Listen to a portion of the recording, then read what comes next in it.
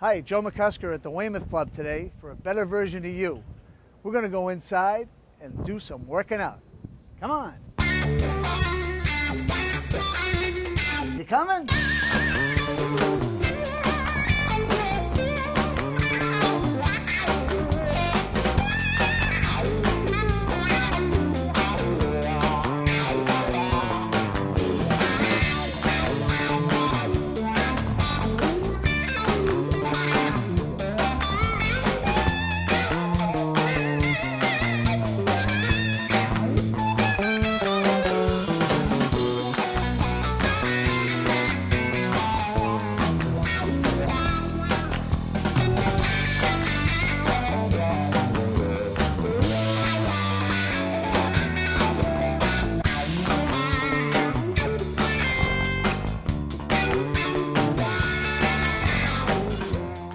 Now here we are back for the power portion of our show. I gave you one of these, but there's not a lot of power in that. Rely on these guys to show us those kind of things, and they have the certifications and the abilities. But again, we want to make sure we are covering the general population of people, from people starting out again to people that are advanced. Now we're starting to get into, when we look at these box jumps, as we get to a more advanced or intermediate to advanced population. Mm-hmm. And I'll let you get into what it is we're going to be doing, or okay. Allison's going to be doing. Right, she'll be doing. I'll be talking. I don't think I'll be doing much. Yeah, so so like you said, the next phase is power. Now the power is the ability to be able to move a mass or an object explosively. Okay. Now, whether you're talking about the mass being a ball or being your body, if you can move it explosively, you're generating power. And we talked earlier in the segment about the difference between strength and power. I'd rather have an athlete who's more powerful than just being strong. Right. Okay. And actually, if you take the physics definition of power, it's strength times speed equals power. Okay. So now, it's bad enough that this guy's got like a body by Atlas, but he's going to start flexing his brain for me. Okay, but if you think about it, feel inadequate, Barry. No, but if you think about it, it's that strength component, and you add an element of speed to it. And if you can generate speed, then that creates power. And very quickly, if you think about a baseball player, and the baseball player is swinging the bat to hit the ball. Now, if I'm strong, if I can bench 500 pounds, right, but I'm slow, and I hit that ball's not going to go too fast. But if I'm strong and I can pick up my bat speed, right, if I can have unbelievable bat speed coming through that ball, once I connect with that ball is going out. So that's kind of like the Tiger Woods. Yes, exactly. He generates in golf, yes, right? He generates so much power because of his speed of right, his golf swing. And he has strength as well. Yeah. Now, when he first came on the tour, right, he was a little bit more lanky. But if you notice, the last few years, he's definitely a lot more muscular, and it's definitely helping his game. Well, there's no doubt that you see today's golfer, even looking at NASCAR drivers. Not that I've really followed the sport a lot, but everybody seems to be in better physical condition. Yep. Or the people that are successful, right, stay in better physical condition for the most part. And I mean, besides a healthier life, I think it creates better stamina.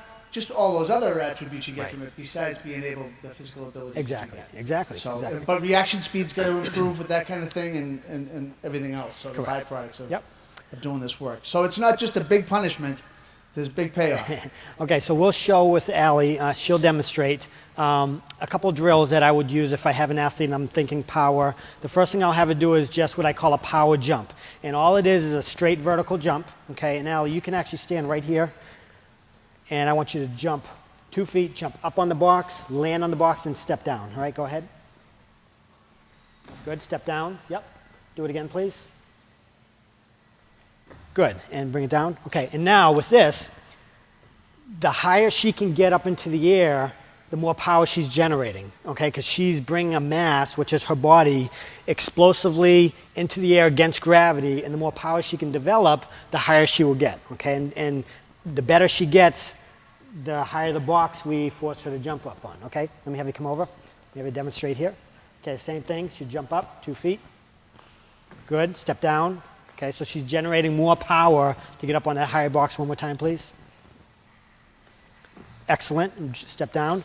And then obviously you can move to the fourth box, okay? And I'll demonstrate on that, okay? I won't make Allie jump on that today, okay? But the same thing. The more power I'm generating, the higher I can get. So I can come up on the box, step down, okay, and generate a little bit more power, okay? So that's just an idea of a way to generate straight vertical power, okay? Now just a question. How high is that? It In inches, is, you think? I want to say it's about 2.5 feet. 2.5 feet, so 30, a 30-inch vertical jump. Now, how tall are you? 5'8". 5'8". So, I mean, you're doing almost half your body size, Right. and I mean, you saw it on film. He's doing it with ease. Let me just see what I can do. I'll try the bottom one first, so I don't get, I don't really hose myself up. But I noticed there's like a spring to it. Yep. And you should land like. Yep, land nice and In soft, that yep. position. See, that was close. So you focus on what I'm doing. Yep, All right. Now I'll try this one. just be careful. Yep. There you go, good. So I think that So would be it you for had to me. generate a little bit more power to get a little But bit higher. this is not an easy thing to do, but it's probably another thing that you could, I don't know, you'd find steps or You can use a bench, you can use a Something- chair, you can use yeah. steps, you can start at a low level. make sure it's but sturdy though. make This sure is it's something sturdy, that you exactly. can't just, Right. there's not boxes all around and But this height here is what I would expect a lot of my athletes to do. I mean, as Yep.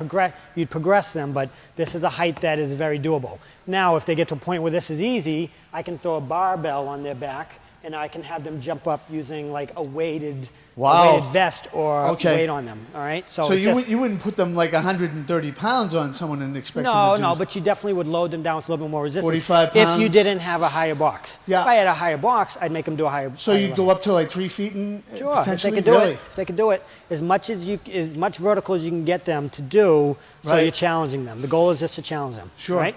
Okay. Now, one of the things that's very interesting to me, when people think, or at least the thought process for a long time was, fitness training or physical training to be competitive was always based with weights. Right. I haven't seen a weight yet. Right.